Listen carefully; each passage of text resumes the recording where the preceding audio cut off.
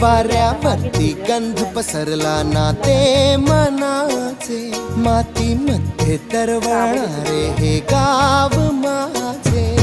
जल्लोष